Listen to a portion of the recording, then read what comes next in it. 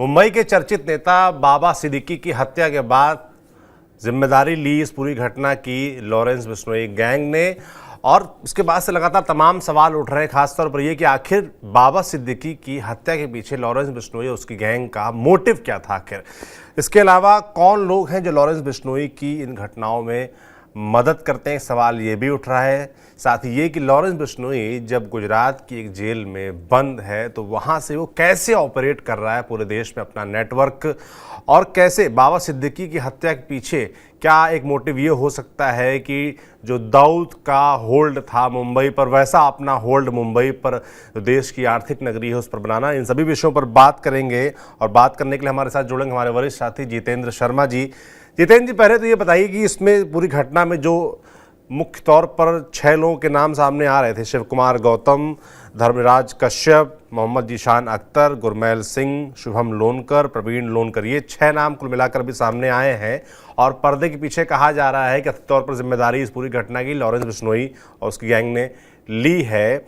अब तक क्या अपडेट है, कौन कौन लोग गिरफ्तार हो चुके हैं, पुलिस क्या कर रही है, इस पर बात करते हैं पहले, उसके बाद बात करेंगे लॉरेंस बिश्नोई पर।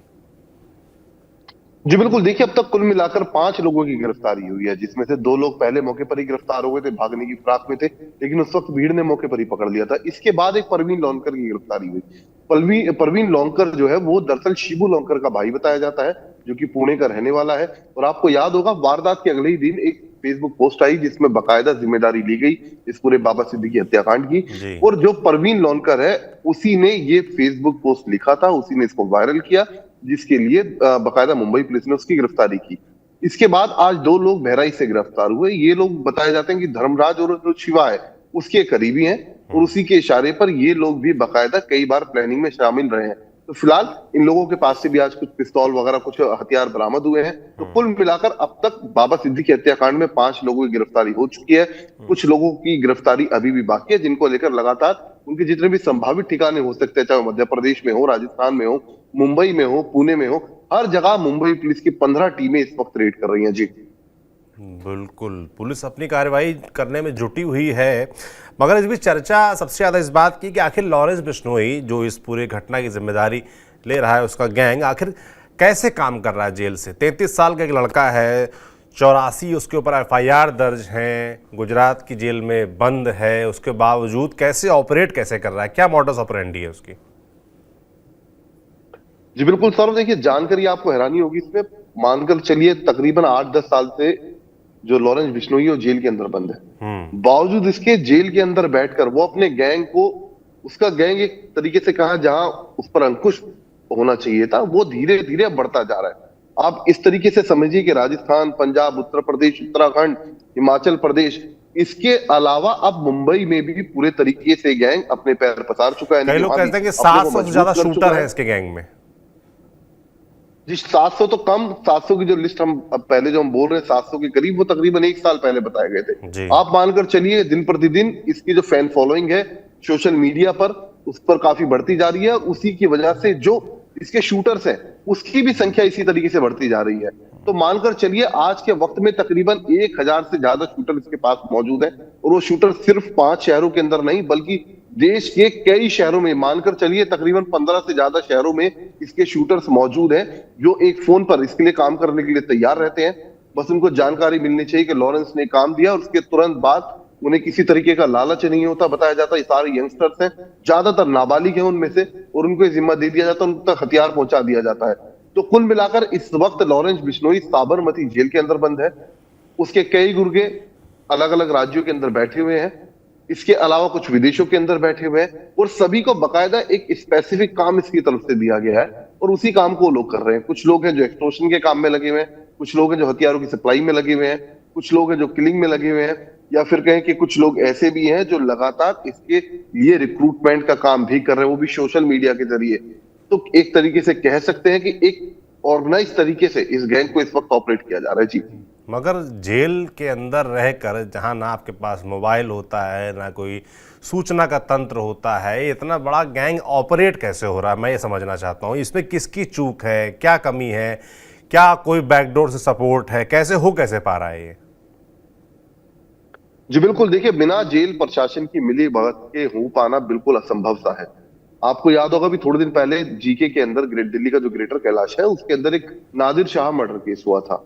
उस नादिर शाह मर्डर केस में जब तफ्तीश शुरू की गई तो उसी दौरान लॉरेंस बिश्नोई का एक वीडियो क्लिप भी वायरल हुआ। बताया जाता है कि जो वीडियो क्लिप था एक कुणाल नाम के शख्स को किया गया था जो कि नादिर शाह का बेहद करीबी था और नादिर शाह का कहे तो एक पार्टनर भी था और बाकायदा वो दिल्ली के अंदर या उसके आसपास के इलाके जितने एनसीआर के इलाके हैं उन तमाम जगहों पर अपने अवैध कॉल सेंटर चलाता है कुणाल। तो कुणाल से तकरीबन 5 करोड़ रुपए की फिरौती मांगी गई थी लॉरेंस बिश्नोई की तरफ से। बताया जाता उस वक्त भी लॉरेंस जेल के अंदर बंद था। जेल के अंदर बैठकर बाकायदा उसने वीडियो कॉल किया, वीडियो कॉल करके पहचान बताई अपनी, क्या पहचाना मुझे, कुणाल को बोला उसने और उसके बाद 5 करोड़ रुपए उससे मांगे गए थे। तो इसी तरीके से कई बार हमने देखा है कि लॉरेंस बिश्नोई के ऑडियो क्लिप भी वायरल होते हैं, उसके वीडियो क्लिप भी वायरल होते हैं और लगातार फिरौती मांगी जाती है उसके द्वारा। तो कहीं ना कहीं ये बिल्कुल साफ हो चुका है कि जेल प्रशासन की मिली भगत इसमें है। या तो कहें कि वो जेल प्रशासन को खरीद चुका है या फिर ये भी कह सकते हैं कि पूरे तरीके से जेल प्रशासन या तो उसकी मदद कर रहा है या फिर उसके डर के मारे, उसके डर की वजह से मजबूरन उनको मदद करनी पड़ी। तो कहीं ना कहीं जेल की जो मिली भगत है इस पूरे मामले में सामने आती है। जी बिल्कुल। बाबा सिद्दीकी के मर्डर पर आते हैं। तमाम थ्योरीज चल रही है कि उनके मर्डर के पीछे क्या कहानी हो सकती है। क्या मुंबई में अपना वर्चस्व बनाना इसके पीछे कारण हो सकता है, या जो दूसरी थ्योरी चल रही है कि सलमान खान वाला जो एंगल चलता है कि लॉरेंस बिश्नोई अक्सर ये बात कहता रहा है कि सलमान खान की हत्या करूंगा, छोड़ूंगा नहीं उसको, इस तरह की बातें, उस तरह के दावे करते रहे और जो भी सलमान खान की मदद करेगा उसका भी नुकसान होगा। क्या थ्योरी चल रही है, आखिर मोटिव क्या हो सकता है इसका? बिल्कुल सौरभ, यही सवाल, सबसे अच्छा सवाल यही है इस पूरे मामले में। अगर हम देखें तो अब तक पिछले 3 दिन से, जब हत्याकांड के तुरंत बाद से, कितनी इन्वेस्टिगेशन मुंबई पुलिस कर चुकी है। दिल्ली पुलिस की स्पेशल सेल मुंबई पुलिस की मदद कर रही है, हरियाणा पुलिस की सीआईए कर रही है, तमाम राज्यों की पुलिस और सेंट्रल एजेंसीज भी लगी हुई है। लेकिन यही सवाल सबके सामने खड़ा है जिसका जवाब किसी के पास नहीं कि आखिरकार लॉरेंस ने बाबा सिद्दीकी को टारगेट क्यों किया, क्या वजह थी इसके पीछे। कई लोग इस थ्योरी को मानकर चल रहे हैं कि हो सकता है क्योंकि बाबा सिद्दीकी की जो नजदीकियां थी वो सलमान खान से ज्यादा थी, अच्छी दोस्ती थी दोनों के बीच में। और लॉरेंस बिश्नोई कई बार इस बात को बोल चुका है, जो सलमान खान का दोस्त वो मेरा दुश्मन। तो एक तो इस एंगल से भी देखा जा रहा है। दूसरा, दाऊद को समय समय पर जो लॉरेंस बिश्नोई है वो चैलेंज करता रहा है, क्योंकि लॉरेंस का वर्चस्व आपने देखा होगा अब तक दिल्ली एनसीआर के अंदर था, जिसमें उसने छोटे मोटे, चाहे नीरज भवानिया गैंग हो या फिर इसके अलावा रोहित गोदारा गैंग हो, जितने भी अलग अलग गैंग थे, काला जठेड़ी गैंग हो, जितने भी अलग अलग गैंग थे, उन सबको एक जगह इकट्ठा किया, एक प्लेटफॉर्म पर लेकर और खुद इन सभी गैंग का लीडर बना और उसके बाद धीरे धीरे अन्य राज्यों में फैलता चला गया। तो राजस्थान, हरियाणा, उत्तर प्रदेश, हिमाचल प्रदेश, उत्तराखंड, ये सब उसके कब्जे में आ चुका था। लेकिन अब जरूरत थी उसको मुंबई मायानगरी की, तो वहां पहुंचना उसके लिए बेहद जरूरी था। तभी वो एक तरीके से कह सकते कि अंडरवर्ल्ड में सबसे बड़ा डॉन बन सकता था या अपना नाम कर सकता था। उसके लिए उसे डी कंपनी को चुनौती देना बहुत जरूरी था। तो ऐसे में लोगों का मानना है कि मुंबई पहुंचकर सीधा डी कंपनी को चुनौती देना, कई बार वहां पर एक्सटॉर्शन की कॉल करना, सलमान खान को टारगेट करना, उसके घर पर फायरिंग करना, तो कहीं ना कहीं ये सीधे तौर पर दर्शाता है कि कई बार या फिर कहीं बार बार जो लॉरेंस है वो डी कंपनी को खुली चुनौती देता आ रहा है। कि जो भी इसके वायरल पोस्ट आप देखेंगे, किसी वारदात को अंजाम देने के बाद मुंबई में, चाहे उसने सलमान खान के घर पर फायरिंग की हो या इसके अलावा एक्सटॉर्शन कॉल की हो, तो उसके बाद जब भी इसने जिम्मेदारी लिया किसी भी फेसबुक पोस्ट में, उसमें डी कंपनी का जिक्र जरूर किया गया है। तो ये कहीं ना कहीं साफ जाहिर है कि एक तरीके से डी कंपनी को पीछे करके जो लॉरेंस बिश्नोई हो सकता है मुंबई का एक नया सुल्तान बनने की कोशिश कर रहा है। तो ये 2-3 थ्योरियां अभी फिलहाल बाबा सिद्दीकी मर्डर केस के बाद तैरती हुई दिखाई दे रही हैं, लेकिन अभी तक कुछ भी प्रूफ नहीं हो पाया, यानी कि असल वजह जो है इस हत्याकांड की वो अब तक मुंबई पुलिस को नहीं मिल पाई है। बिल्कुल, असल वजह नहीं मिल पाई है, मगर जो समझ में आ रहा है, जो थ्योरी सामने चल रही है, जो समझ में आ रहा है, उससे ये लग रहा है कि भाई जो स्पेस खाली हुआ है डी कंपनी के खत्म होने के बाद से, उस स्पेस को भरने का प्रयास कहीं ना कहीं लॉरेंस बिश्नोई उसकी गैंग कर रही है कि कैसे उस पूरे स्पेस को भरा जाए और अपना वर्चस्व मुंबई में, महाराष्ट्र में, जो आर्थिक लिहाज से एक बड़ा प्रोस्पेक्ट है, वहाँ पर अपना बिल्कुल जाल फैलाया जाए। और ये उसकी लिहाज से एक बड़ा कदम उठाया गया, इस तरह की बात भी कही जा रही है। मगर इस बीच सवाल ये उठता है कि जब देश में इतनी टेक्नोलॉजी की, लॉ एंड ऑर्डर की इतना बड़ा मुद्दा रहता है देश में, तमाम राज्यों में चुनावों में आप देखिए लॉ एंड ऑर्डर एक बड़ा मुद्दा उठाया जाता है, और एक तरफ कहाँ आप देखिए कि बात की जाती है कि कितने गैंग्स को ख़त्म कर दिया गया, कितने गैंगस्टर्स को ख़त्म कर दिया गया, और उस बीच लॉरेंस बिश्नोई जैसे एक 33 साल का लड़का है वो इतने तेज़ी से उभर रहा है। सोशल मीडिया पर आप देखिए इतनी भयानक तरीके से फॉलोइंग हो रखी है, तमाम लोग डिफेंड भी करते हैं इस तरह की घटनाओं को। तो एक बड़ा चैलेंज के तौर पर नहीं ये उभर रहा है स्टेट के लिए देखा जाए तो? बिल्कुल जी, देखिए सौरभ, पहले आप सुनते होंगे ऑर्गेनाइज क्राइम। आपको अच्छे से याद होगा कि अलग अलग तरीके से अलग अलग शहरों के अंदर ऑर्गेनाइज क्राइम होते हैं, लेकिन लॉरेंस वो गैंगस्टर था जिसने ऑर्गेनाइज गैंग बनाया। यानी कि इसकी सोच देखिए किस तरीके से इसने काम किया।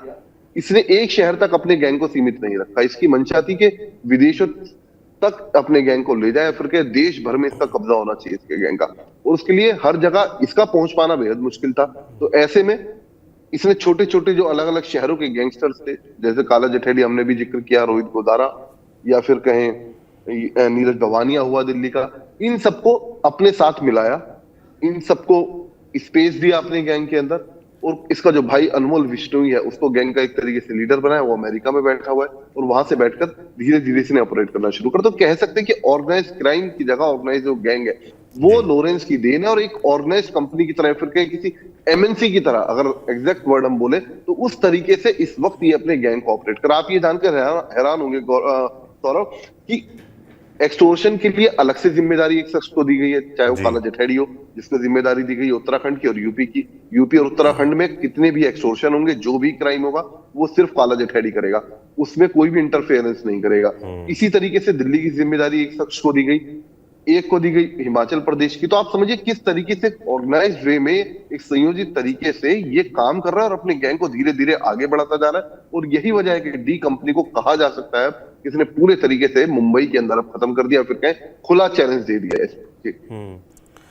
तो डी कंपनी को खत्म कर दिया, मगर सरकार इस कंपनी को खत्म करने के लिए क्या कर रही है? इसको लेकर क्या कुछ प्लान चल रहा है? सरकारी एजेंसी, सरकार इसको लेकर क्या कर रही है?